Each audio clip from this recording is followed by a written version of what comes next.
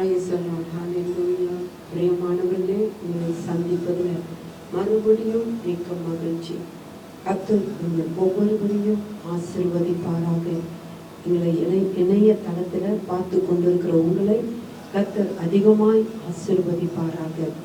பிரியமானவர்களே, சில காலங்களாக நானும் என் குடும்பமும் கடந்து போன சில போராட்டங்களின் நாட்கள் உங்களுக்கு தெரியும்.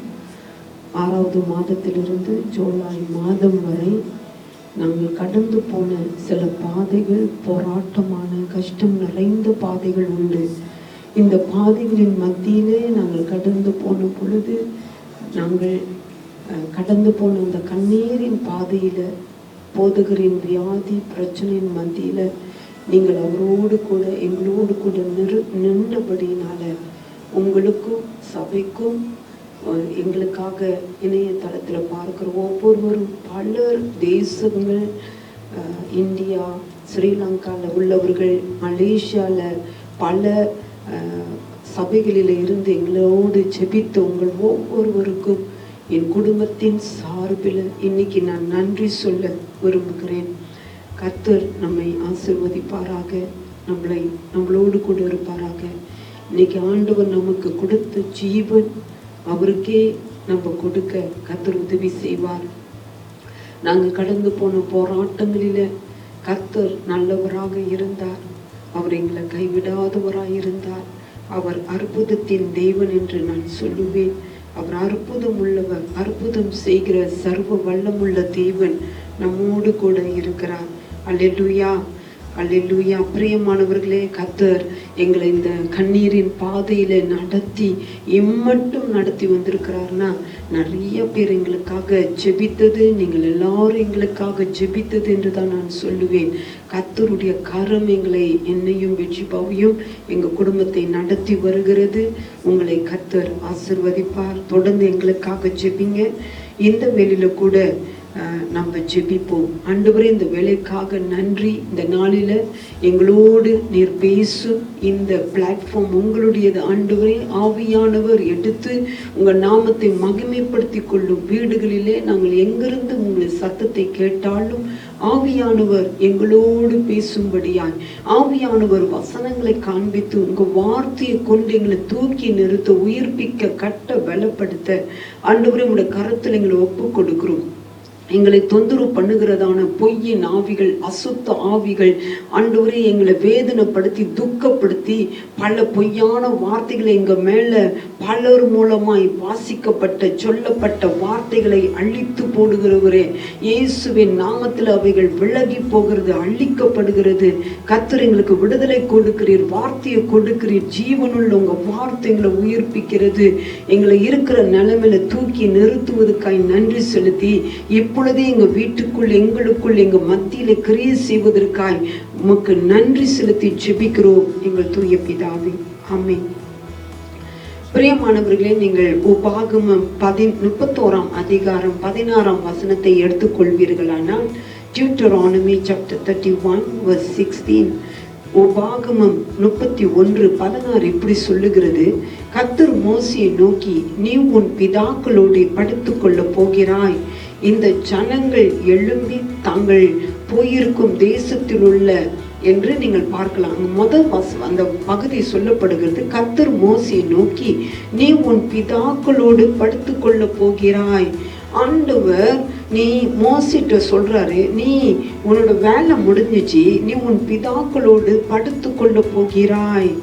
எங்கள் ஐயாட்ட கூட நான் எங்கள் ஐயான்னு தான் சொல்லுவேன், கணவர் போதகர் ரவி அவர்களோடு கூட ஆண்டவர் உன் டைம் இஸ் ஓவர், உன் நேரம் முடிந்தது, நீ வந்து படுத்துக்கொள் என்று சொல்லுகிறார். சொன்னதாக நம்ம பார்க்கிறோம். அவரு கர்த்தருடைய பிள்ளைகளை யாரும் தொட முடியாது. வேதம் சொல்லுகிறது, ஆண்டவருடைய ஊழியக்காரர்கள் மரிப்பது அவர் பார்வைக்கு அருமையா இருக்கிறதாம். ஆண்டவருடைய பிள்ளைகள் மரிப்பது, அந்த மரணமே ஆண்டவருடைய பார்வைக்கு அருமையாக மாறுகிறது. பிரியமானவர்களே, ஆண்டவருடைய டைமிங் பாருங்க, அவருடைய நேரம், அவருடைய சித்தம், அவருடைய நோக்கம் நம்முடைய வாழ்க்கையில முடியும் பொழுது நம்மை அவர் மோசிட்டு சொல்றாரு, உன் வேலை முடிஞ்சிச்சு, போய் படுத்துக்கொள், நீ உன் பிதாக்களோடு படுத்துடுன்னு சொல்றாரு, உன் வேலை முடிந்தது அப்படின்னு சொல்றத பார்க்கிறோம். அது போல நீங்க பார்க்கலாம், மோசையை ஆண்டவரே அவரை அடக்கம் பண்ணினார். தேவாதி தேவன் அவனை அடக்கம் பண்ணினார். நீங்கள் யூதா புத்தகம் ஜூட் சாப்டர் 1 verse 9 யூதா புத்தகத்துல 1:9 நீங்க பார்த்தீங்கன்னா அதுல கூட அருமையாய் ஆண்டவருடைய வார்த்தை சொல்லுகிறதை நீங்களும் நானும் பார்க்கலாம். பாருங்க, ஆண்டவருடைய வார்த்தை ரொம்ப தெளிவாக அங்கு வருகிறதை நாம் பார்க்கிறோம். நீங்க பார்க்கலாம், ஆண்டவர் பிரதான தூதனாகிய மிகாவேல் மோசேயுடைய சரீரத்தை குறித்து பிசாசுடனே தர்க்கித்து பேசின போது அவனை தூஷணமாய் குற்றப்படுத்த துணியாமல் கர்த்தர் உன்னை கடிந்து கொள்வாராக என்று சொன்னான். நம்ம பார்க்கிறோம், ஆண்டவர் சொல்லியிருக்கிறாரு, அங்க பார்க்கிறோம்,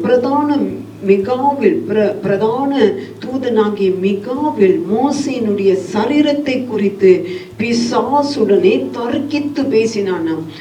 பேசுகிறத பார்க்கிறோம். அப்படின்னா பிசாசு போய் மோசையோட சரீரத்தை தொடுன்னு கேட்கும் பொழுது கூட மிகாவேல் தூதன் சரீரத்தை விடலன்னு பார்க்கிறோம். அப்படியாக மிகாவேல் தூதன் அங்க நின்று கடிந்து கொள்றாரு, அவர் பாதுகாப்பு கொடுக்கிறாரு. நான் கூட சில நாட்களாக துக்கித்து அழுது கொண்டு இருக்கும் பொழுது ஆண்டவர் என்னோடு சொன்னது, எழும்பு, கண்ணீர் விடாதே. ஆண்டவர் அவருக்கு நேரத்தை குறித்து விட்டார். நம்ம அநேகர் ஜெபித்து நம்ம ஏன் பதில் கிடைக்கல அப்படின்னு நினைக்கிறோம்.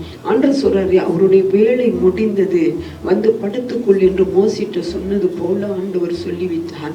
அப்ப ஆண்டவர் சொல்லுகிறார், ஆண்டவர் என்று சொன்னது, அவருடைய சரீரத்தை கூட பிசாசு தொட முடியாது. நீ ஏன் கவலைப்பட்டு கொண்டிருக்கிறாய் என்று ஆண்டவர் கேட்டாரு. இப்பொழுது உன் ஜீவ புத்தகத்துல உன் பேர், அவருடைய பெயர், போதகர் ரவியோட பெயர் எல்லாம் எழுதப்பட்டிருக்குன்னு நீ சந்தோஷப்படு, நீ சும்மா துக்கித்து கொண்டே இருக்காதே, எழும்பு அப்படின்னு சொன்னாரு. பிரியமானவர்களே, கர்த்தருடைய பிள்ளைகளை யாரும் சும்மா தொட முடியாது. மரணம் அவரை கொண்டு போக முடியாது, அசுத்த ஆவிகள் அவரை தொட முடியாது. ஆனால் ஆண்டவர் அதை அனுமதித்தார். அதனால தான் நம்ம ஜெபிக்கும் பொழுது கூட அதுக்கு பதில் இல்லாததை பார்க்கிறோம். பதில் ஏன் வரலன்னா, ஒண்ணு ஆண்டவருடைய நேரம் வந்தது, ரெண்டாவது பாஸ்டர் ரவி அவரும் தன்னை ஆண்டவருக்கு ஒப்பு கொடுத்தார். எல்லா சூழ்நிலையிலும் அவர் தன்னை ஒப்பு கொடுத்தார். எப்ப மரணம் வந்தாலும் நான் ரெடி ஆண்டவரே அப்படின்னு சொல்லும் பொழுது கர்த்தர் அவருடைய ரெடி ஆக்கினாரு, அவரை கொண்டு போனார். அவருடைய மரணம் ஆண்டவருடைய பார்வைக்கு அருமையாய் இருந்ததாக வேதம் சொல்லுகிறது. ஹல்லேலூயா, ஹல்லேலூயா. ஆன பொழுதிலும் இந்த மரணம் ஒரு சரீர பிரிவா இருக்கிறபடினாலே அந்த பிரிவை நம்மளால ஏற்றுக்கொள்ள முடியவில்லை. அந்த மரணத்தை, அந்த சரீர பிரிவு, பிசிக்கல் செப்பரேஷனை நம்மளால ஏற்றுக்கொள்ள முடியாத சூழ்நிலையில நாங்கள் பல மாதம் கண்ணீர் வடித்து கலங்கினதுண்டு. என்னோடு கூட நீங்களும் போதகர் ரவி அவரை இழந்திருப்பீங்க. நீங்க இழந்து அதனால அந்த பிரிவு உங்களுக்கு இருக்கிற அந்த அவரோடு இந்த நெருக்கத்தினால அந்த உறவு பாருங்க, நீங்க அவருடைய தாய், சகோதர சகோதரிகள், என்னுடைய குடும்பத்தின் சார்பில் இன்னும் அநேகர் அவரை தெரிந்தவர்கள், நம்ம சபையில் உள்ள ஒவ்வொருவரோடும் கூட போதகர் ரவி ரொம்ப க்ளோஸா இருந்தாரு. அப்ப எல்லாருக்கும் அந்த மரண பிரிவு இருக்கிறது. எனக்கு வெற்றிபாக்கு மாத்திரமா இருக்குன்னு நான் சொல்ல மாட்டேன், எல்லாருக்குமே இருக்கிறது. அது பயங்கரமா இருக்கு. அந்த பிரிவு அவ்வளவு ஒரு பயங்கரமா இருக்கிறது. அதனால நாங்க பல மாதம் கண்ணீர் வடித்ததுண்டு. ஏன் ஆண்டவர் இப்படி நடக்கிறது? Why Lord? ஏன் ஆண்டவர் இப்படிப்பட்ட சூழ்நிலைகள் நாங்கள் கடந்து போக வேண்டும்? அவர் ஏன் இந்த வாலிப வயதுல மறிக்க வேண்டும்? இந்த வயதுல ஆண்டவரே வியாதியே இல்லாது இருந்தாரு, ஒரு வியாதி அவர் சரீரத்துல ஏன் அவர் மறிக்க வேண்டும்? ஆண்டவரே அவரு எவ்வளோ, ஆண்டவரே நானும் என் குடும்பமோ ஆண்டவரே நாங்க ஊழியத்துக்கு ஒப்பு கொடுத்தோமே, ஆனா ஏன் ஆண்டவரே எங்களுக்கு இப்படிப்பட்ட ஒரு சூழ்நிலை வந்தது என்று சொல்லி நாங்க கேட்டதுண்டு. நான் அதனால கண்ணீர் வடித்திருக்கிறேன். நான் கண்ணீர் வடித்து ஊழியத்திற்கு ஒப்பு கொடுத்தோமே, குடும்பமா ஒப்பு கொடுத்தோமே. ஆனா குடும்பமா நாங்க இன்னைக்கு ஓட முடியாது, ஆண்டவர் அவரை எடுத்துக்கொண்டீங்களேன்னு சொல்லி கேட்கும் பொழுதுதான் ஆண்டவர் அழாதே என்று சொன்னார்.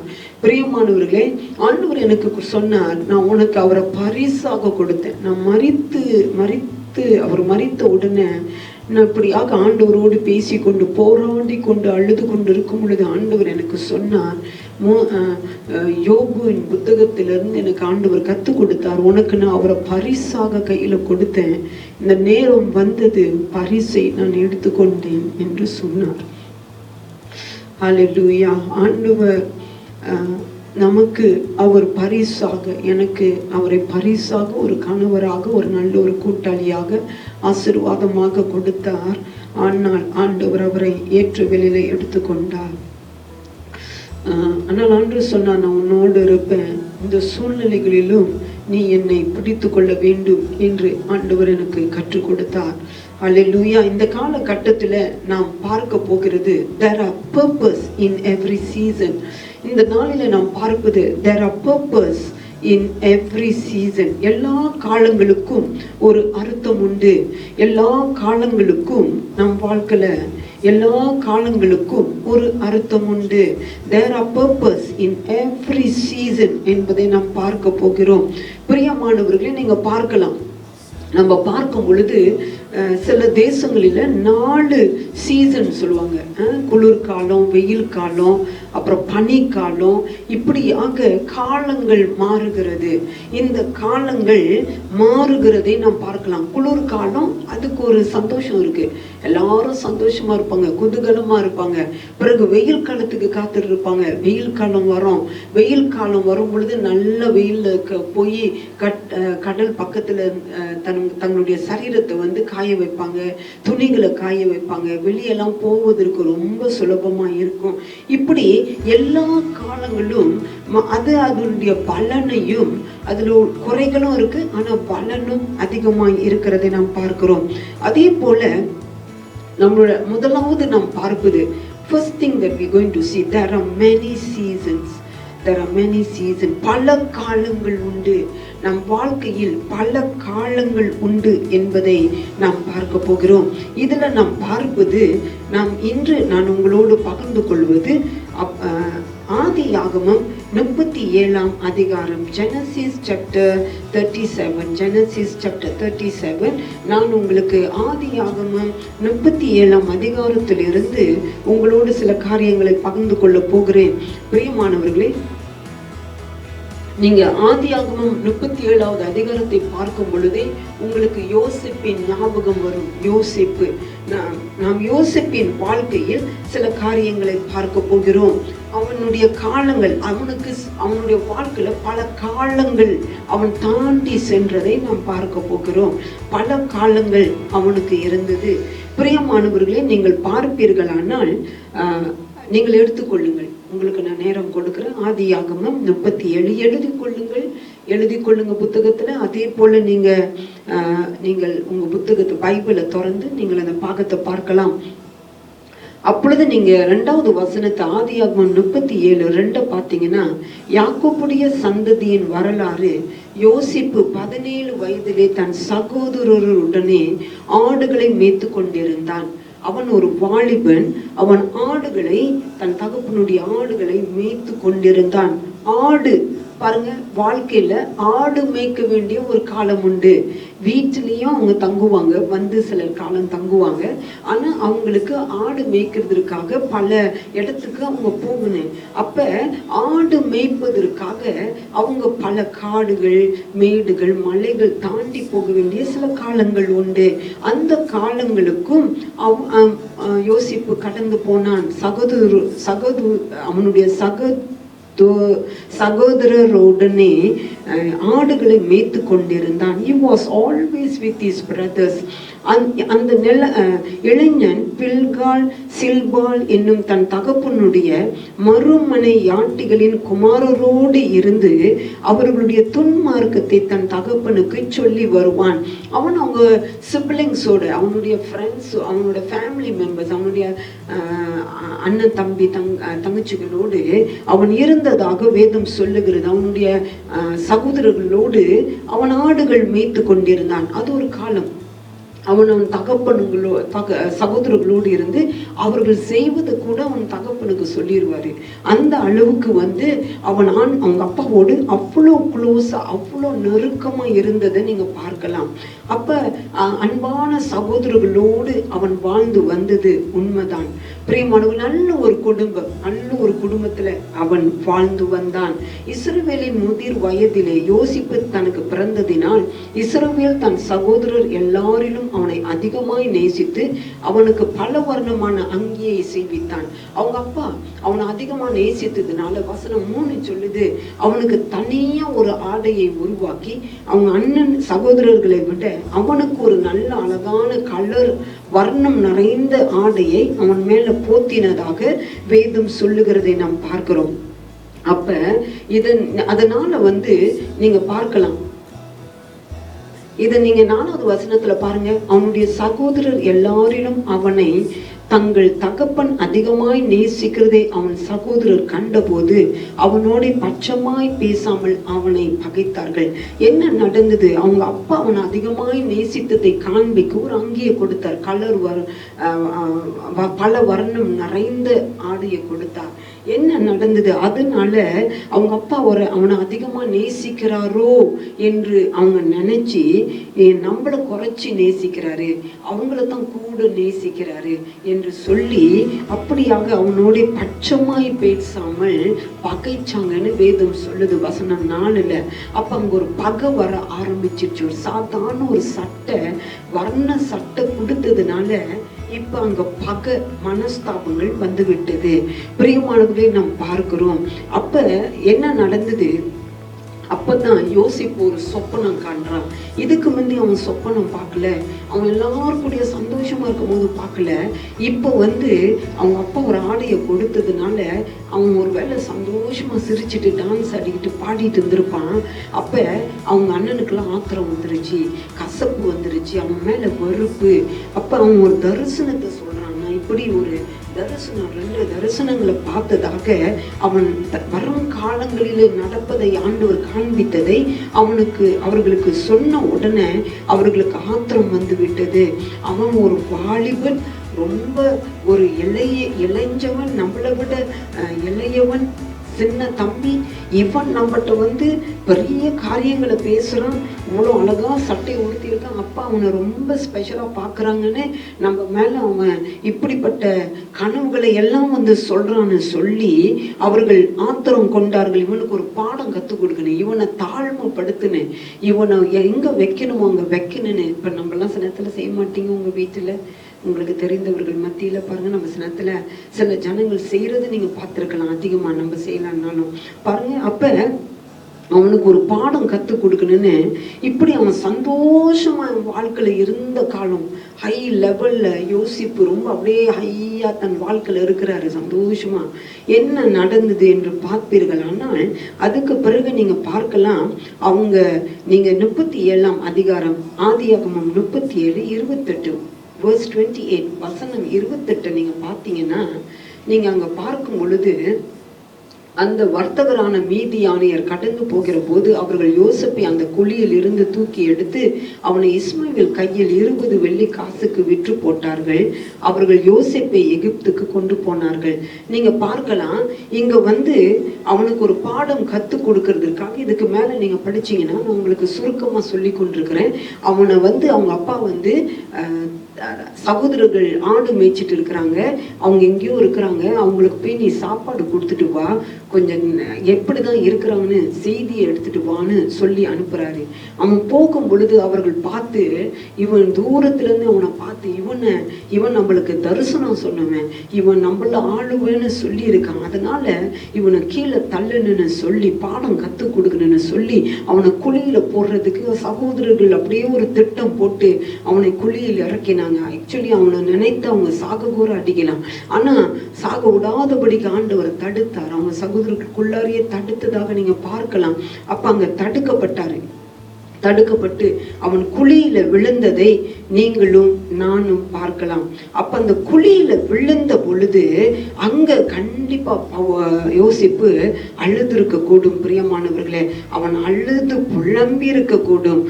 அப்பொழுது நீங்க பார்க்கலாம், அவன் அதிகமாக தண்ணீர் இல்லாத, நீங்க பாருங்க அவனை எடுத்து 24வது வசனத்தை பாருங்க. அவன் 23ல அவன் யோசிப்புட சரீர சட்டையெல்லாம் அங்கேயெல்லாம் கலட்டி போட்டாங்க. 24ல் அவனை எடுத்து அந்த குழியில போட்டார்கள். அது தண்ணீர் இல்லாத வெறும் குழியாய் இருந்தது.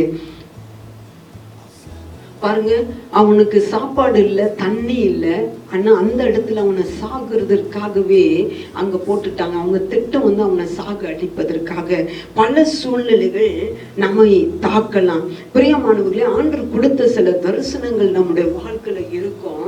ஆண்டவர் கொடுத்த வாக்கு தத்தங்கள் நம்ம சபைக்கு, நம் ஜனங்களுக்கு இருக்கும்.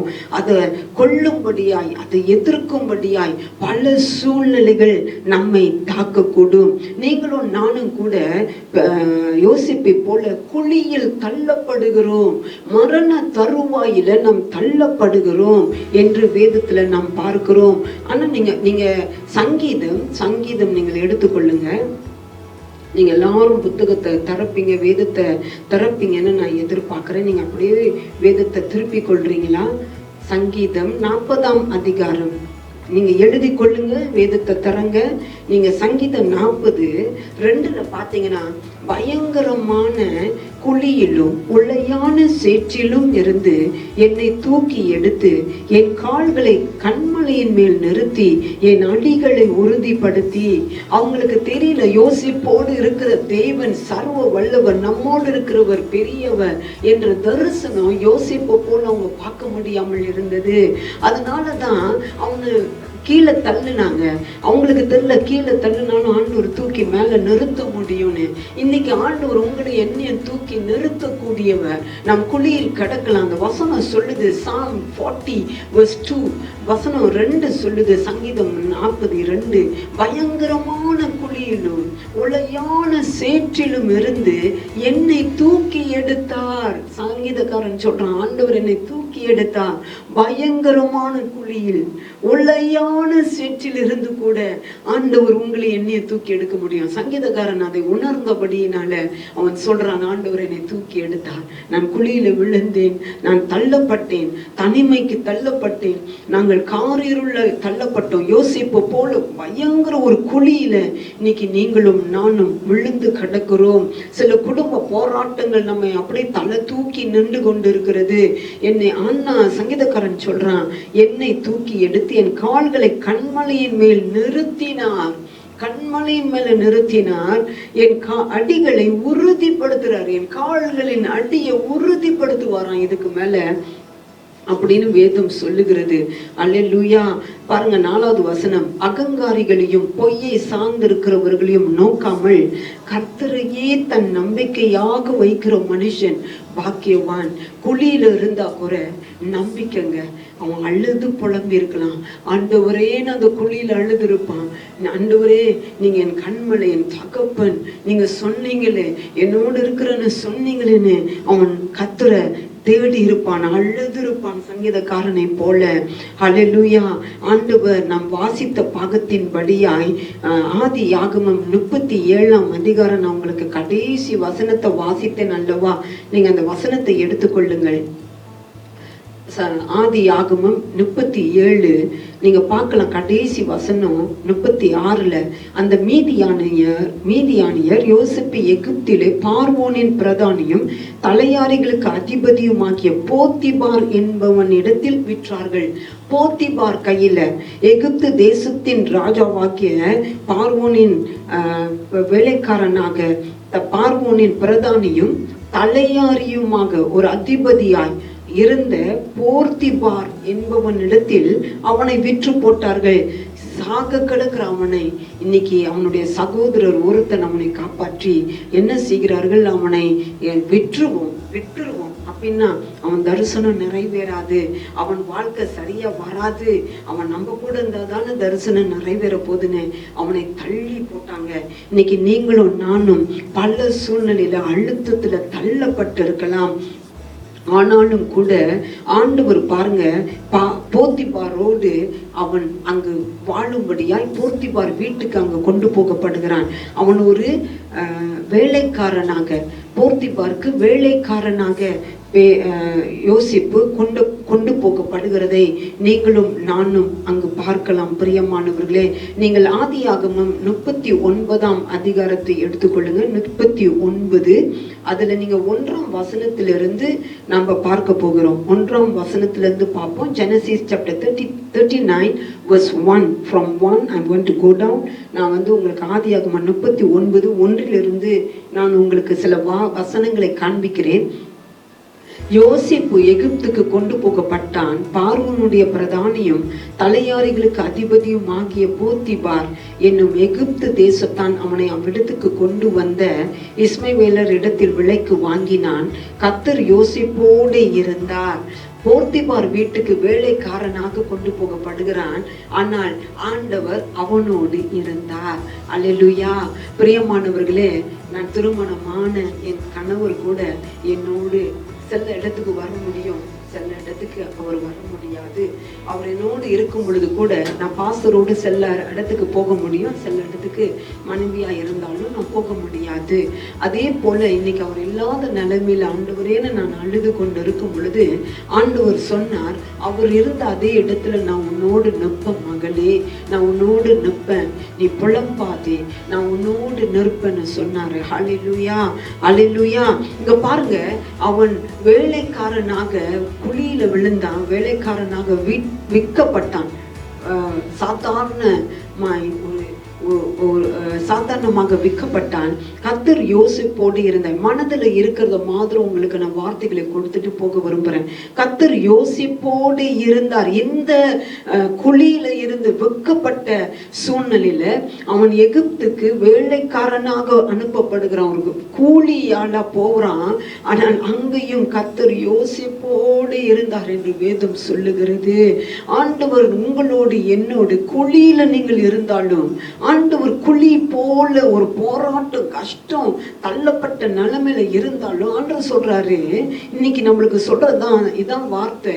அவர் யோசிப்போடு இருந்தது போல அந்த குழியிலும் அந்த சூழ்நிலையிலும் நம்மோடு கூட இருக்கிறார். அல்லேலூயா, அல்லேலூயா.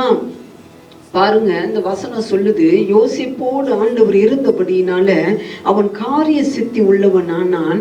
அவன் எகிப்தியன் ஆகிய தன் எஜமானுடைய வீட்டில இருந்தான். அந்த வீட்டுல வேலைக்காரனா வெளியே இருக்க தேவையில்ல. ஆனால் போர்த்திபாருடைய வீட்டுல வேலைக்காரனாக இருக்க அவனுக்கு ஒரு வாய்ப்பை கர்த்தர் கொடுத்தார். அந்த வாய்ப்பை பாருங்க, ஆண்டவர் உங்களுக்கு கொடுப்பார். ஆபீஸ்ல இருக்கிறீங்களா, அங்க ஒரு வாய்ப்பு உங்களுக்கு உருவாக்கி கொடுப்பார். நீங்கள் எங்க இருக்கிறீங்களோ அங்க உங்களுக்கு வாய்ப்புகள் வர ஆரம்பிக்கும். ஆவியானவர் அதை உங்களுக்கு செய்வார். பூட்டப்பட்ட காலங்கள் உண்டு, தள்ளப்பட்ட காலங்கள் உண்டு, ஒதுக்கப்பட்ட காலங்கள் உண்டு, நம்ம அழியக்கூடிய சில காலங்கள் உண்டு. அந்த அழிவின் மத்தியில கர்த்தருடைய கரத்தை நாம் பார்ப்போம். கர்த்தர் யோசேப்போடு இருந்தார். அவன் காரிய சித்தி உள்ளவனானான். அவன் அந்த வீட்டின் எஜமானின் வீட்டில இருந்தான் என்று வேதம் சொல்லுகிறது. மறுபடியும் வேதம் 3வது வசனத்துல பார்க்கிறோம், கர்த்தர் அவனோடு இருக்கிறார் என்றும் அவன் செய்கிற யாவையும் கர்த்தர் வாய்க்க பண்ணுகிறார் என்றும் அவன் எஜமான் கண்டு. இப்ப அவனுடைய எஜமான் காண்கிறாரு, அவனோடு ஆண்டவர் இருக்கிறது. இதுதான் நாம் பார்க்க போகிறோம். பிரியமானவர்களே, நம்ம பார்க்கிறோம் நம்முடைய வாழ்க்கையில ஒவ்வொரு இடத்திலும் காலத்திலும் பல சூழ்நிலையிலும் கஷ்டங்களிலும் நாம் கடந்து யோசிப்பை போல போகும் பொழுது கூட ஆண்டவர் சொல்றாரு, நான் உன் கூட இருக்கிறேன், நான் உன் கூட இருக்கிறேன்னு சொன்னாரா. இப்ப நம்ம இரண்டாவதாக நாம் என்ன பார்த்து கொண்டு இருக்கிறோம்? நாம் பார்ப்பதெல்லாம் இதுதான். ஆண்டவர் சொல்லுகிறார், இந்த காலகட்டங்களில கூட, இப்படிப்பட்ட சூழ்நிலைகளில கூட ஆண்டவர் சொல்லுகிறார், God's favor and blessings in every season. God's favor and blessings in every season. ஆண்டவருடைய ஆசீர்வாதமும் தயவும் ஒவ்வொரு காலத்திலும் இருக்கும். ஒவ்வொரு காலத்திலும் ஆண்டவருடைய தயவு, ஆண்டவருடைய ஆசீர்வாதம் நம்மோடு கூட வரும். ஹல்லேலூயா, ஹல்லேலூயா. ஆண்டவருடைய தயவும் ஆசீர்வாதமும் எல்லா காலத்திலும் நமக்கு இருக்கும். ஹல்லேலூயா, ஹல்லேலூயா. அப்ப நீங்க இங்க பார்க்கலாம், பாருங்க, அவன் தண்ணியிலிருந்து அவனை குழியிலிருந்து தள்ளிட்டாங்க, இப்ப அதுல இருந்து வித்துட்டாங்க. வித்து அவன் அழிய வேண்டிய அந்த சூழ்நிலையை கூட ஆண்டவர் அழகுபடுத்தினார். அவனை ஒரு பெரிய ஒரு அதிபதியாகிய போத்திபார் கையில கொடுக்க கர்த்தர் அந்த தயவை கொடுத்தார். அவன் வீட்டில் இப்பொழுது இருப்பதற்கு தயவு அவனுக்கு கிடைத்தது. அங்கதான் நம்ம பார்க்கிறோம், அங்க கர்த்தர் அவனோடு இருக்கிறார் என்றும் அவன் செய்கிற யாவையும் கர்த்தர் வாய்க்க பண்ணினார். ஆண்டவருடைய தயவு ஆசீர்வாதம் அங்கேயும் அந்த அடிமைத்தனத்தில கூட யோசிப்போடு இருந்ததா. நம்ம நினைக்கிறோம், நான் பெரிய பாஸா இருந்தா தான், பெரிய அளவுல நான் எல்லாராலும் புகழப்பட்டு மேல எல்லாராலும் பார்க்கிற மாதிரி இருந்தா தான் ஆண்டவருடைய தயவு எனக்கு இருக்கு, ஆசீர்வாதம் இருக்குன்னு நம்ம பார்க்கிற விதமாய் ஆண்டவர் பார்ப்பது கிடையாது. ஆண்டவரோ எப்படி பார்க்கிறார்? அவனோடு இருந்தார். அவனோடு, நான் நம்மளோடு இருக்கிறார். ஆண்டவர் சொன்ன, உங்களோடு கூட இருக்கிறேன். அவன் செய்கிற யாவையும் கர்த்தர் வாய்க்க செய்தார். செய்கிற யாவையும் உங்களுக்கு அவர் வாய்க்க செய்வன். எங்க இருக்கிற? குழியில இருக்கிறியா? தண்ணியில கடக்கிறியா? நீ சேற்றுல கடக்கிற நினைத்து கொண்டு அழுது புலம்பி கொண்டு இருக்கிறியா? ஆண்டவர் சொல்லுகிறார், அவன் செய்கிற யாவையும் கர்த்தர் அங்க வாய்க்க பண்ணினார். ஆண்டவர் கூட இருக்கிறான்னு சொல்லி நீ எதையும் துணிஞ்சு கைவை. நீ நான் இருக்கிற வீடு கர்த்தர் இருக்கிற இடம், ஏன்னா நான் இருந்தா என்னோடு கூட இருக்கிற ஆண்டவர் இருக்கிறார் என்பதை நீ உணர்ந்து கொள்ளும் பொழுது நீ செய்கிற யாவையும் உனக்கு வாய்க்க செய்வார். அவன் அப்ப நீ குழியில இருக்கிற, நீ கஷ்டத்துல இருக்கிற, நம்ம கண்ணீர் வடிக்கிற ஒரு காலம் உண்டு. ஆனா அதே நேரத்துல நம்ம ஆண்டவர் நம்மளோடு இருக்கிறார் அந்த நிலைமையிலோன்னு உணர்ந்து கொள்வதுதான் பெருசு. யோசிப்பு புரிந்து உணர்ந்தான், ஆண்டவர் என்னோடு கூட இருக்கிறார் என்ற தைரியத்தோடு அவன் எதை செய்யறானோ அங்கெல்லாம் ஆசீர்வாதம். பாருங்க, 4வது வசனத்தை பாருங்க. ஆதியாகமம் 39:4 யோசேப்பின் இடத்தில் தயவு வைத்து அவனை தனக்கு ஊழியக்காரனும் தன் வீட்டிற்கு விசாரணைக்காரனும் ஆக்கி தனக்கு உண்டான எல்லா யாவையும் அவன் கையில் ஒப்பு கொடுத்தான். இப்ப பாக்குறோம், ராஜா என்ன, அந்த போர்த்திபார் என்ன செய்தான்? அவனை தனக்கு ஊழியக்காரனாய் தன் வீட்டுக்கு விசாரணைக்காரனும் ஆக்கி வேலைக்காரர்களுக்கு தலைவனாய் மாற்றி விட்டான் என்று நம்ம பார்க்கிறோம். யோசேப்பின் இடத்தில் தயவு வந்தது. ராஜா ஆண்டவருடைய கண்களிலிருந்து தயவு வரும் பொழுது இந்த போர்த்திபார் கண்கள், உன்னுடைய பாஸ் கண்கள்ல இருந்து உனக்கு தயவு வருகிறது. உன்னை சுத்தி இருக்கிற வேலைக்காரர்களா இருக்கலாம், அவங்க மத்தியில் உனக்கு தயவு வரும். ஏனென்றால் ஆண்டவர் உன்னோடு இருக்கிறார் என்பதை யோசிப்பு உணர்ந்து கொண்டான். நீங்களும் நானும் நம்ம உணர்ந்து, நான் இருக்கிற நிலைமையில, நான் இப்ப இருக்கிற எந்த நிலைமையில இருந்தாலும் அந்த நிலைமையில தேவன் என்னோடு இருக்கிறார், அவர் என்னை கைவிடல, அவர் என்னோடு இருக்கிறார் என்பதை உணர்ந்து கொள்ள வேண்டும். தனக்கு உண்டான யாவற்றையும் அவன் கையில் ஒப்பு கொடுத்தான். பாருங்க, யோசிப்பின் கையில பொறுப்பை போர்த்திபார் கொடுக்கிறதை, அவனுடைய அதிகாரி கொடுக்கிறதை நாம் பார்க்கிறோம். அவன் தன் வீட்டுக்கும் தனக்கு உண்டான எல்லாவற்றையும் விசாரணைக்காரனாக்கினது முதற்கொண்டு கர்த்தர் யோசேப்பின் நிமித்தம் அந்த எகிப்தின் வீட்டை ஆசீர்வதித்தார். இவன் அதிகாரி ஆயிட்டான். அந்த வீட்டுக்கு எல்லாம், உள்ளுக்கு வெளியே எல்லாவற்றிற்கும் அவன் அதிகாரியாய் ஆன உடனே அந்த வீட்டையே ஆண்டவர் ஆசீர்வதிக்க ஆரம்பித்து விட்டார். பிரியமானவர்களே, நீங்க அதிகாரியாய் ஆகுறீங்க. நீங்க ஆண்டவருடைய பிள்ளைன்னு உங்களுக்கு தெரியும், உங்களுக்கு அதிகாரம் இருக்குன்னு தெரியும். நீங்க அந்த வீட்டுல இருக்கும் பொழுது கர்த்தர் உங்களையும் என்னையும் ஆசீர்வதிப்பார். எகிப்தின் வீட்டை ஆசீர்வதித்தார். வீட்டிலும் வெளியிலும் அவனுக்கு உண்டான எல்லாவற்றிலும் கர்த்தருடைய ஆசீர்வாதம் இருந்தது. அப்ப நம்ம பார்க்கிறோம், இப்ப யோசிப்போடு இருந்தாரு. அவன் பார்வோன் அந்த போத்திபார் வீட்டுல இருக்கிறான். அந்த வீட்டையும் வீட்டை சுத்தி இருக்கிற எல்லாவற்றிலும் பாருங்க, அதை பாருங்க, வீட்டிலும் வெளியிலும் அவனுக்கு உண்டான எல்லாவற்றிலும் கர்த்தருடைய ஆசீர்வாதம் வந்தது. ஆண்டவருடைய ஆசீர்வாதம் உங்களுக்கு ஒரு அடி, ஒரு ஏமாற்றம், ஒரு தோல்வி, அவமானம் உங்களை சுத்தி வருதுன்னு புலம்பி நாம் அழுது கொண்டு இருக்கும் பொழுது, நீங்க அதையே வித்தியாசம், ஆண்டவர் அந்த சூழ்நிலையில் என்னோடு இருக்கிறார், என்ன கவனிக்கிறார், என்ன நடத்துவார்னு அவருடைய தயவு இருக்கு, எனக்கு அவருடைய ஆசீர்வாதம் வருதுன்னு யோசிப்பு போல எனக்கு வருதுன்னு சொல்லி கொண்டே இருங்க.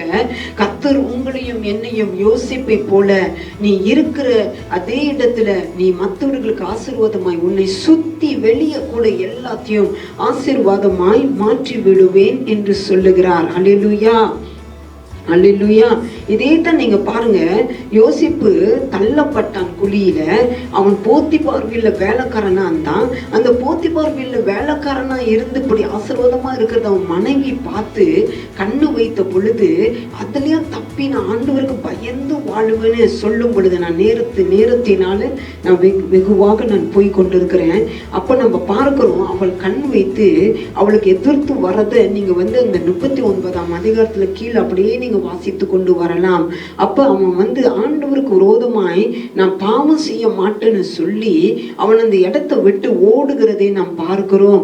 அப்பொழுது யோசேப்பை பிடிச்சு வேலைக்காரர்கள் அவருடைய எஜமான் என்ன செஞ்சாங்க, அவரை சிறைச்சாலையில போட்டதை நம்ம பார்க்கிறோம். சிறைச்சாலையில தாக்கப்பட்டான். இப்ப அங்க ஒரு பயங்கர அடி, அங்க ஒரு தாக்குதல் அவனுக்கு இருந்தது. நீங்க ஆதியாகமம் 39:20 நீங்க பார்ப்பீர்கள். ஆனால் நான் உங்களுக்கு வாசிக்கிற இந்த வசனங்களை எழுதி கொள்ளுங்க. இங்க நம்ம பார்க்கிறோம், யோசிப்பின் எஜமான் அவனை பிடித்து ராஜாவின் கட்டளையால் காவலில் வைக்கப்பட்டவர்கள் இருக்கும் சிறைச்சாலையிலே அவனை ஒப்புவித்தான். அந்த சிறைச்சாலையில் அவன் இருந்தான். அந்த சிறைச்சாலையில அவனை போட்டுட்டாங்க. இப்படி சிறைச்சாலையை போல நம்மளை சுத்தி எங்கேயும் நகர முடியாம நம்மளை அடைச்சி போட்டு ஒட்டுக்குன்னு ஒரு சூழ்நிலைக்குள் நீங்களும் நானும் வருகிறோம். அநேக நேரம் கோவிட் கூட சிறைச்சாலையை போலதான் நம்மளை தாக்குது.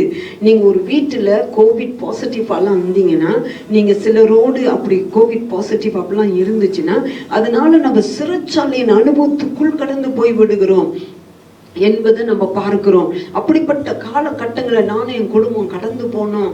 அப்பொழுது 21வது வசனம், கர்த்தர் யோசிப்போடு இருந்து அவன் மேல் கிருபை வைத்து சிறைச்சாலை தலைவனுடைய தயவு அவனுக்கு கிடைக்கும்படி செய்தார். இப்ப சிறைச்சாலை தலைவன் கண்களில் அவனுக்கு தயவு. இப்ப அங்க சிறைச்சாலைக்கு போனா அங்கேயும் தயவு. அப்ப நீங்க புலம்பாதீங்க, நான் ஏன் சிறைச்சாலையில இருக்கிறேன், நான் ஏன் பார்வோன் வீட்டுல போத்திபார் வீட்டுல ஒரு பணக்காரன் வீட்டுல வேலைக்காரனா கூலியா இருக்கிறேன் அப்படின்னு உங்களை நீங்க கீழே பார்க்காதீங்க. நீங்க சந்தோஷமா நீங்க இருக்கிற அந்த நிலைமைய குறித்து சந்தோஷப்பட்டு உங்க பாட்டுக்கு நீங்க செய்து கொண்டு, கர்த்தருக்காக என்னை போட்ட இடத்துல நான் உண்மையா இருப்பேன் நீ செய்து கொண்டு இருக்கும் பொழுது உன்னை கர்த்தர் அந்த இடத்துல உயர்த்துவார், ஆசீர்வதிப்பார், உன்னை பெருக செய்வார். அப்ப நம்ம அந்த வார்த்தை நம்மளுடைய 2வது தலைப்பின்படி ஆண்டவருடைய favour, God's favour and blessing, ஆண்டவருடைய தயவு ஆசீர்வாதம் நம்மை சுற்றி கடந்து நம்மளை சுத்தி இருக்கிறவர்கள் மேல வர ஆரம்பிக்கிறது. அல்லேலூயா. நீங்க வாசிங்க நீங்க ஆதியாகமம் 39 நீங்க 22-23 சிறைச்சாலை தலைவன் சிறைச்சாலையில் வைக்கப்பட்ட யாவரையும் யோசிப்பின் கையிலே ஒப்பு கொடுத்தான். அங்கே அவர்கள் செய்வதெல்லாவற்றையும் யோசிப்பு செய்வித்தான். கர்த்தர் அவனோடு இருந்தபடியினால் அவன் அதை எதை செய்தானோ அதை கர்த்தர் வாய்க்க பண்ணினபடியினால் அவன் வசமாயிருந்த யாதொன்றையும் குறித்து சிறைச்சாலை தலைவன் விசாரிக்கவில்லை. அங்கேயும் அவனுக்கு எல்லா அந்த சிறைச்சாலையில் இருக்கிறவர்களுக்கு மேலாக அதிகாரம் கொடுக்கப்பட்டது. அவன் தான் இப்ப சிறைச்சாலை தலைவனுக்கு கீழே இருந்து அந்த எல்லா சிறைச்சாலை ஜனங்களை பார்த்து கவனித்து கொண்டிருக்கிறான். அங்கேயும் தயவை ஆண்டவர் கொடுத்து அவன் செய்ததெல்லாம் வாய்க்கப்பட்டது. அந்த எஜமான், அந்த சிறைச்சாலை எஜமான் ஒண்ணுமே யோசிப்பு கிட்ட கேட்டுக்கலையா. அந்த அளவுக்கு ஆண்டவர் சிறைச்சாலையிலே தானே அவனை நடத்தினதை நாம் பார்க்கிறோம். நான் ஏன் சிறைச்சாலையில இருக்கேன், கட்டப்பட்டு இருக்கிறேன்னு நீங்களும் நானும் புலம்ப வேண்டாம். நீங்க பார்க்கலாம், பவுலும் சீலாவும் சிறைச்சாலையில் இருக்கும் பொழுது புலம்புனாங்க, அழுதாங்க. ஆனா அவங்க ஆண்டவரை நோக்கி அழுதாங்க, ஆண்டவரை நோக்கி துதிச்சாங்க, ஆண்டவரை நோக்கி பாடும் பொழுது ஒரு பெரிய விடுதலை அவங்களுக்கு வந்ததை நீங்களும் நானும் நிறைய பிரசங்கத்துல கேட்டிருக்கிறோம். நீங்க வாசித்து இருக்கிறீங்க பைபிள்ல, வேதத்துல. பிரியமானவர்களே, நம்முடைய வாழ்க்கையில நம்ம பார்க்கிறோம், நம்மளுக்கு உயர்வு இருக்கு, தாழ்வு இருக்கு. நம்மளுக்கு சினத்துல சிரிப்பு அழுகையின் காலங்கள் உண்டு, நம்ம சரிந்து போகக்கூடிய காலங்கள் உண்டு, நம்ம ஏறக்கூடிய காலங்கள் உண்டு, நம்மளுக்கு பல காலங்கள் உண்டு. இவை எல்லாம் ஒரு வாழ்க்கை ஒரு அலையை போல இருக்கிறது. அலையை போல பாருங்க, அந்த அலையை போல நம்ம இருக்கிறோம். இந்த அலையில கர்த்தர் மேலையும் கீழையும் போகும் பொழுது பாருங்க, அதை உட்காந்து நீங்க அந்த கடல் பக்கத்துல உட்காந்தீங்கன்னா அவ்வளோ அழகா இருக்கும் பார்க்கறது அந்த அலைகள். பிரியமானவர்களை, ஏன்டா அடிக்குது கடல்லன்னு பார்க்கிறோம் பாருங்க. என் வாழ்க்கையில புயல் வீசுதே, பயங்கர அலைன்னு நீங்களும் நானும் நினைக்கும் பொழுது அதை எல்லாத்தையும் பாருங்க ஆண்டவர் அழகுபடுத்துகிறார். அது நம்முடைய வாழ்க்கையை அப்படியே பாருங்க, மேல கீழே மேல கீழே நம்மை கொண்டு போகிறது. இந்த மேல கீழே நம்ம போற மாதிரி உணர்ச்சிகள் நம்ம மேல ரொம்ப சந்தோஷமா இருப்போம். உணர்ச்சி அழுது புலம்புகிற ஒரு காலங்கள், கீழே விழுந்த காலம், தளர்ந்த காலம், சோர்ந்து போன காலம். ஆனால் ஆண்டவர் சொல்றாரு, யோசிப்பை போல அவர் உங்களோடு என்னோடு இருந்து அவருடைய தயவும் அவருடைய ஆசீர்வாதமும் நம்மோடு வருகிறது. இது என்ன செய்யுமா? மூணாவதாக, every season will prepare us for the vision completion. Every season will prepare us for the vision completion. இந்த ஒவ்வொரு காலங்களும் ஆண்டவர் நமக்கு வைத்த தரிசனத்தை நிறைவேற்றும். ஆண்டவர் நமக்கு வைத்த தரிசனங்களை நிறைவேற்றும். இந்த காலங்கள் ஆண்டவர் நமக்கு வைத்த தரிசனங்களை நிறைவேற்றும் என்பதை நீங்களும் நானும் பார்க்கலாம். பிரியமானவர்களே, ஹல்லேலூயா ஹல்லேலூயா. நம்ம பார்க்கிறோம், ஆண்டவர் நம்மை நடத்துவார். இந்த காலங்களிலே நம்மை நடத்துவார். நம்ம பார்க்கிறோம், யோசேப்பை அவங்க கொலை செய்ய, மறுபடியும் சொல்ற, கொலை செய்ய முயற்சித்தாங்க. ஆனால் அவனை கீழே தள்ளுனாங்க, குழியில தள்ளுனாங்க. ஆனா அவன் குழிக்கு சமமானவன் அல்ல. அவனும் கர்த்தர் எங்கேயோ கொண்டு போய் பயன்படுத்த வேண்டிய ஒரு மகன். அதனால குழியில தள்ளப்பட்டான் படுன்னு. அப்பதான் அவன் சகோதரர்களால தள்ளப்பட வேண்டிய காலம் இருக்கு.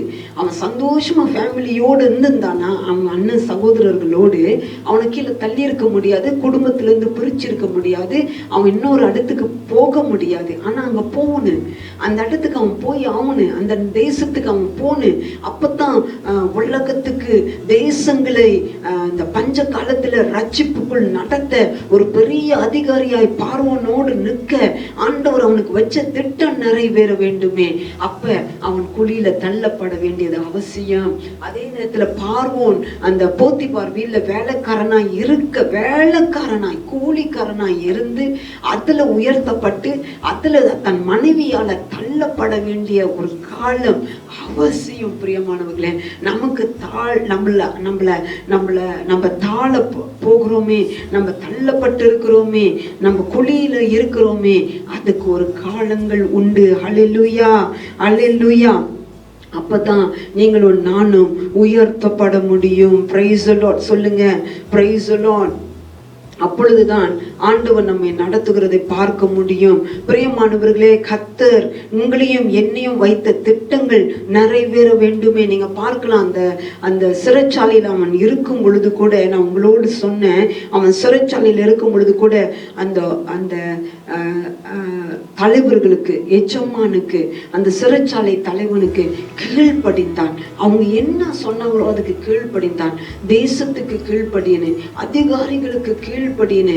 அந்த ஒரு காலம் வரும், நான் செய்யறதெல்லாம் ரைட்டு, நான் நினைக்கிறதெல்லாம் ரைட்டுன்னு நம்ம வாழக்கூடாது. கணவன் மனைவிக்கு நம்ம கீழ்ப்படிய வேண்டும், குடும்பத்துல கீழ்ப்படிய வேண்டும், சபையில காரியங்களுக்கு கீழ்ப்படிய வேண்டும். அந்த கீழ்ப்படிதல் வாழ்க்கையில வர வேண்டும். அந்த ரெஸ்பெக்ட், மரியாதை நமக்கு வரணும். மற்றவங்க மேல மரியாதை. இந்த வேலைக்கார யோசிப்பு பாருங்க, வேலைக்காரர்களோடு இருக்கிறான், அவங்கள எல்லாம் கனப்படுத்தி அவங்களுக்குள்ளார அப்படியே வச்சுக்கிறான். அந்த மாதிரி நம்ம அப்படியே எல்லாரையும் கனப்படுத்தணும், தேவனை கனப்படுத்தணும். நம்மளோடு இருக்கிறவர்களை கனப்படுத்த வேண்டிய காலங்கள் உண்டு. ஏனென்றால் அந்த சிறைச்சாலையின் வாழ்க்கையை கர்த்தர் தூக்கி போட்டு நம்மை உயர்த்த போகிற காலங்கள் உண்டு. அல்லேலூயா, அல்லேலூயா, அல்லேலூயா. கர்த்தர் நம்மளுடைய தரிசனங்கள், உங்களுக்கு எனக்கு கொடுத்த தரிசனங்கள் நிறைவேறும், கண்டிப்பா நிறைவேறும்.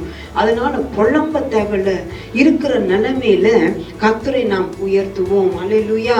பாருங்க, அவன் ஒரு வேலைக்காரனா இருக்கும் பொழுது அழுது புலம்பி இருக்கலாம், அப்படியே நச்சரித்திருக்கலாம் ஆண்டவர்கிட்ட. ஐயோ ஆண்டவரே, என் வாழ்க்கை போயிருச்சு போயிருச்சு, ஏன் சொன்னீங்க, தரிசனம் கொடுத்தீங்க, ஆனா நடக்கலையேன்னு எவ்வளவு புலம்பி இருக்கலாம். இல்ல, அவன் ஆண்டவரை ஒண்டி பிடித்து கொண்டான். பிடித்து அந்த சூழ்நிலைகளை அவன் கடந்து போனான். அல்லேலூயா. அவனுக்கு வந்த அத்தனை சூழ்நிலையிலும் அந்த படகு, நீங்க கடல்ல பாத்தீங்கன்னா அலை இருக்கும், அங்க பயங்கர அலை. ஆனா அந்த கப்பல் சேலிங் கரெக்டா ஓடும், அப்படியே ஓடும். ஏன்னா அந்த நங்கூரத்தை கர்த்தர் பிடித்து இருக்கிறார், கப்பல்ல ஆண்டவர் இருக்கிறார் என்ற நம்பிக்கை. அப்படிதான் யோசிப்பு தன் வாழ்க்கையை எல்லா சூழ்நிலையிலும் அழகா ஓட ஆரம்பிச்சான். கர்த்தர் அவனை அங்கு ஆசீர்வதித்தார். அவனை ஒரு பெரிய மகா திட்டத்துக்குள் கொண்டு போவதற்கு, அதிகாரியாய் நிறுத்துவதற்கு தாழ்த்தப்பட வேண்டியது, எல்லாருக்கும் முன்பதாக கீழே விழ வேண்டியது, எல்லா முன்னுக்கும் அவமானப்பட வேண்டியது, பல வார்த்தைகள் சொல்லப்பட வேண்டிய காலங்கள் உண்டு. நானும் கூட அப்படிப்பட்ட காலங்களுக்குள் கடந்து போகிறேன். நீங்களும் கடந்து போவீர்கள் என்று நான் நம்புகிறேன், எனக்கு தெரியும். ஆனால் ஆண்டவர் இன்னைக்கு சொல்றாரு, நீ இருக்கிற கண்ணீர், உன்னுடைய குழி, உன்னுடைய கஷ்டங்கள், போராட்டங்கள், உபத்திரவங்கள், பயங்கர டேஞ்சர், ஆபத்துகள் மத்தியில நான் உன்னோடு கூட இருக்கிறேன், உன்னோடு கூட இருக்கிறேன். நீங்க என்னோடு கூட இந்த வசனங்களை எடுத்துக்கொள்றீங்களா? நம்ம சங்கீதம் 118 அதிகாரம், சங்கீதம் 118 எடுத்துக்கொள்வோம். அல்லேலூயா. நீங்களும் நானும் மறந்துடக்கூடாது, ஆண்டவர் நம்மளை அழகுபடுத்தி கொண்டு இருக்கிறார். knowing that you are in God's plan, you are in God's hand. யோசிப்புக்கு தெரியும், அவன் ஆண்டவருடைய கையில இருக்கிறான், ஆண்டவருடைய திட்டத்துக்குள், அவருடைய வல்லமைக்குள் இருக்கிறான், அவனுக்கு தெரியும். அதனால எதையும் கடந்து போனான், சிரித்து கொண்டு கடந்து போனான், சுலபமாய் கடந்து போனான். நீங்களும் நானும் கடக்க போகிறோம். நீங்க சங்கீதம் 118 எடுத்துக்கொள்றீங்களா? என்னோடு கூட நீங்க எடுத்துக்கொள்ளுங்க, நாம் ஜெபிக்க போகிறோம். சங்கீதம் 118 எடுத்துக்கொள்ளுங்க. எடுத்துக்கிட்டீங்களா? நீங்க எடுப்பதற்கு நான் காத்திருக்கிறேன். சங்கீதம் 118. நம்ம இந்த வசனத்தை வைத்து நாம் சில காரியங்களுக்காக ஜெபிக்க போகிறோம். அல்லேலூயா. வசனம் 5 பாருங்க. வசனம் 5 சொல்லுது, நெருக்கத்தில் இருந்து கர்த்தரை நோக்கி கூப்பிட்டேன், கர்த்தர் என்னை கேட்டருளி என்னை விசாலத்திலே வைத்தார்.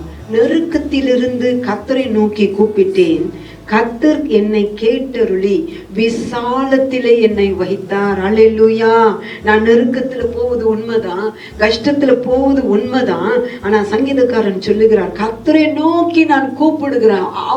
எவ்ரி hour, எவ்ரி மினிட், ஒவ்வொரு நேரமும், ஒவ்வொரு சமயம் நான் ஆண்டவரை நோக்கி கூப்பிடுகிறேன், நான் கதறுகிறேன். என்னுடைய சூழ்நிலை இத்தனை மாதங்கள், இத்தனை நாட்கள், இந்த காலங்களை கடந்து போகும் பொழுது நான் கண்ணீர் வடித்த என் நேரத்தை ஆண்டு ஆண்டவரோடு செலவழிக்க வேண்டும். நான் என் நெருக்கத்திலே கர்த்தரை நோக்கி கூப்பிட்டேன் என்று சங்கீதக்காரன் சொன்னது போல நானும் பெட்ஷிபாவும் நாங்களும் நம்ம சபையா கூட அதிகமாய் ஜெபத்துல போயிருக்கிறோம். கர்த்தர் என்னை கேட்டருளி விசாலத்திலே வைத்தார். ஆண்டவர் நம்மை கேட்கிறவர், ஆண்டவர் நம்மை விசாலத்திலே யோசிப்பை வைத்தது போல வைக்கிறவர்.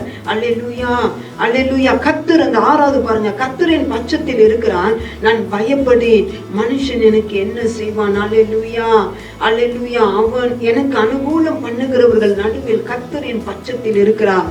என் சத்துருக்களின் சரி கட்டுதலை நான் காண்பேன். அல்லேலூயா, அல்லேலூயா. அதனால மனுஷனை நம்புவதை பார்க்கிலும் கர்த்தர் பேரில் பற்றுதலாய் இருப்பது என் நல்லம்னு வசனம் 8 நீங்க பார்க்கலாம்.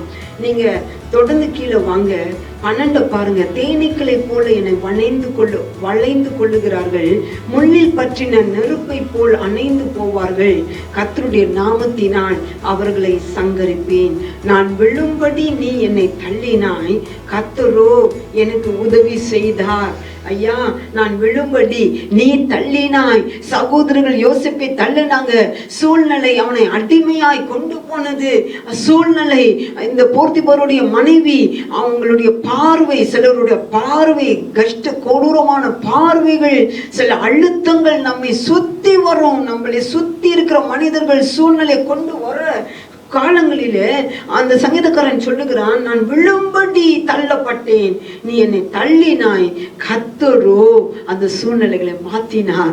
அவை அந்த காரியங்களை மாத்தினார். அவர் எல்லா சூழ்நிலையும் மாத்தி கர்த்தரோ எனக்கு உதவி செய்தார். ஹல்லேலூயா. ஏன் தெரியுங்களா? கர்த்தர் என் பலனும் என் கீதமும் ஆனவர், அவர் எனக்கு ரட்சிப்பும் ஆனார். ஹல்லேலூயா, ஹல்லேலூயா. அந்த வசனங்களை வைத்து நீங்களும் நானும் இப்பொழுது ஜெபிக்க போகிறோம். நீங்களும் நானும் ஜெபிக்க போகிறோம். நீங்க இருக்கிற நிலைமையில கர்த்தர் உங்களை அழகுபடுத்த போகிறார், அழகுபடுத்த போகிறார். நீங்கள் இருக்கிற நிலைமையை ஆண்டவர் அறிவார், ஆண்டவர் அறிவார். இன்னைக்கு ஆண்டவர் சொல்றாரு, நீ இருக்கிற அதன் நிலைமையில நான் எங்க இருக்கிறேன், தேவனே நீங்க எங்க இருக்கிறீங்க, உதவி செய்வீங்களா, ஒரு கரம் நீட்டுவீங்களான்னு நீ கேட்டுக்கொண்டிருக்கிறாய். ஆனா நான் சொல்றேன், நான் பக்கத்திலே இருக்கிறேன்னு நீ உணர்ந்திருந்தாய், நீ உணர்ந்திருந்தால் இந்த சூழ்நிலையை வித்தியாசமாய் பார்ப்பாய். இந்த சூழ்நிலையை மேற்கொள்ள நான் உன் கூட நிற்கிறேன், உனக்கு உதவியா இருக்கிறேன். இவைகளை கடந்து போவாய், நான் உனக்கு பலனை கொடுப்பேன், இதுல தூக்கி நிறுத்துவேன் என்று ஆண்டவர் சொல்லுகிறார். எல்லாரும் நம்ம பார்த்து கை தட்டலாம், பலர் பார்த்து பிசாசு அடிச்சான் இவங்க விழுந்தாங்கன்னு கை தட்டலாம். ஆனால் உன்னோடு என்னோடு இருக்கிறவர் ஜீவனுள்ள தேவன், அவர் கரம் நம்மை பிடிக்கிறார், அவர் நமக்கு கை கொடுக்கிறார். அல்லேலூயா. நான் கர்த்தரை நோக்கி கூப்பிட்டேன், அவர் என்னை கேட்டருளினார். அல்லேலூயா. அவர் கேட்கிற தேவன், அவர் விசாலத்திலே நம்மை நடத்தும்படியாய் உதவி செய்கிறவர். அல்லேலூயா. வாங்க நம்ம ஜெபிப்போமா? கண்களை மூடி ஜெபிப்போம். Let's pray. நம் கண்களை மூடி ஜெபிப்போம், ஆண்டவரை நோக்கி பார்ப்போம். அல்லேலூயா. பாஷிகராபோ தீகாபாஹோ ரிகோரோ சிகாபோ லிகுருனு குராபோ.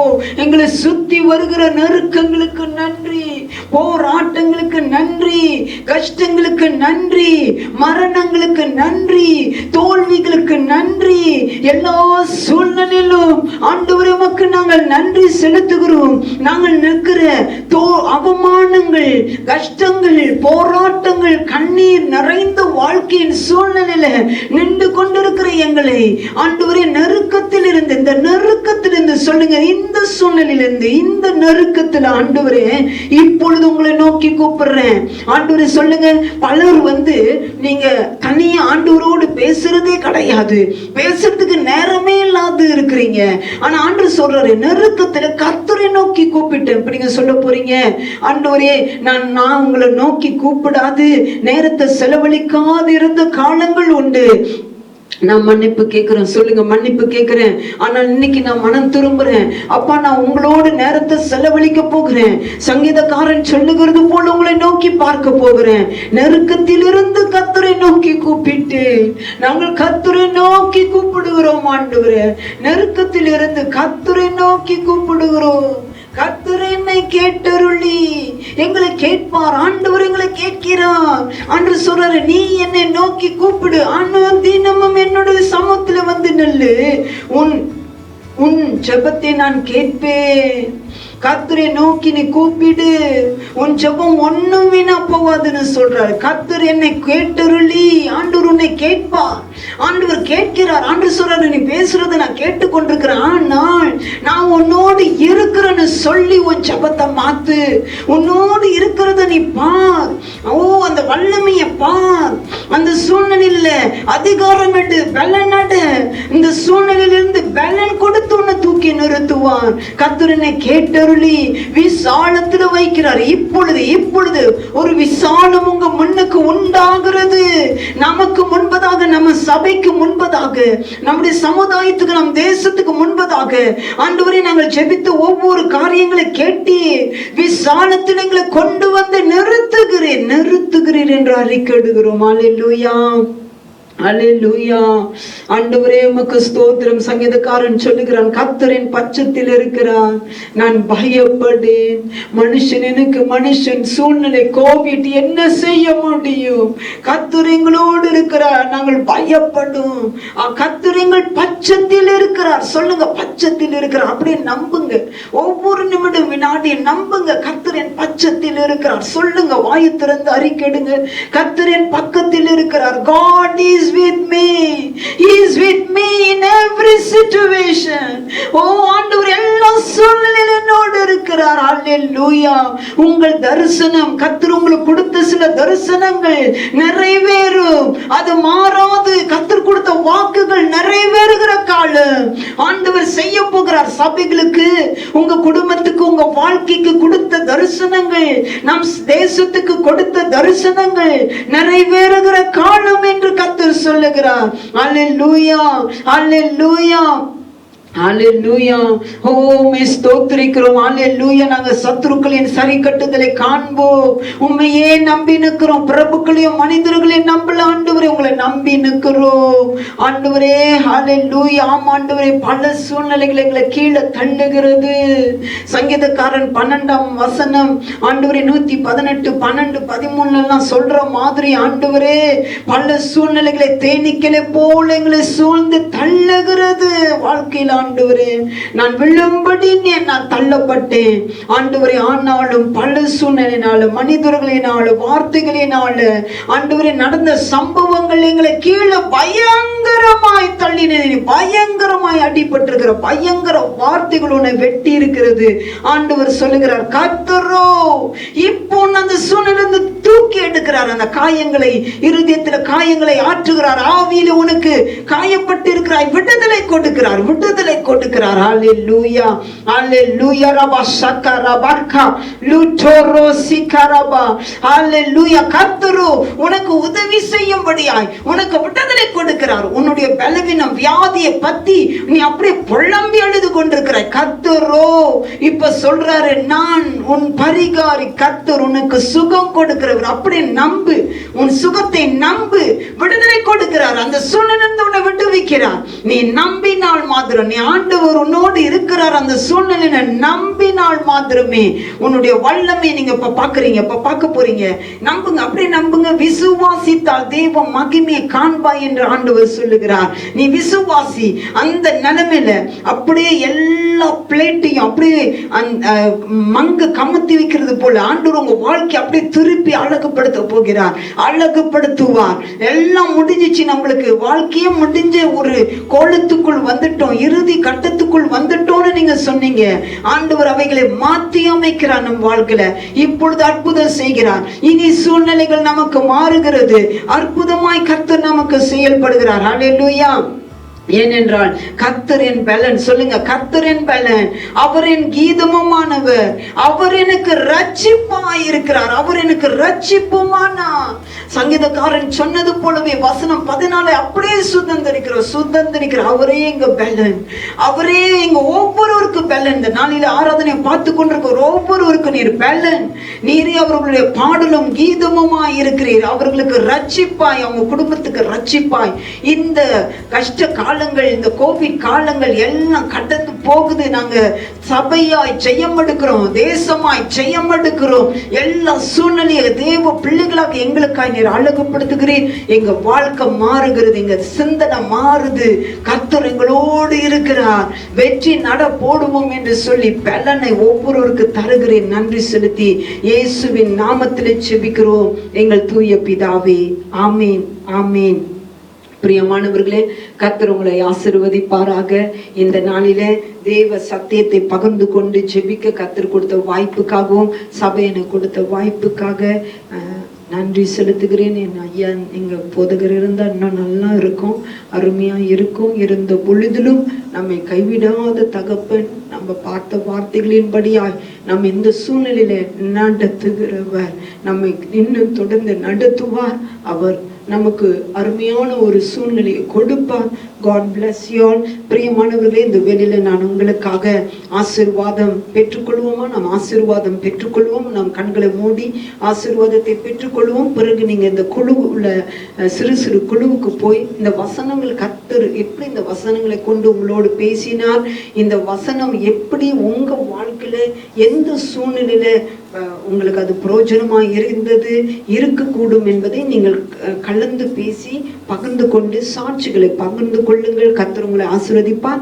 வாங்க ஆசீர்வாதம் பெற்றுக்கொள்வோம். உங்களை ஒவ்வொரு வாரமும் ஆராதனையில சந்திப்போம். சபைக்கு வருகிற நாட்களில் வந்து கலந்து கொள்ளுங்கள். God bless you. வாங்க ஜெபிப்போம். ஆசீர்வாதம், ஆசீர்வாதத்தை பெற்றுக்கொள்ளுவோம். பிதா, குமாரன், பரிசுத்த ஆவியானவர் உங்களோடும் உங்கள் குடும்பத்தோடும் இன்றும் என்றும் சதா காலங்களிலும் தங்கி ஆசீர்வதித்து மிகவும் அதிகமாய் உங்களை பெருக செய்வாராக. ஆமீன், ஆமீன். God bless you. கர்த்தர் உங்களை இருக்கிற இடத்துல, உங்க வீட்டில் உங்களை அதிகமாய் ஆசீர்வதிப்பாராக.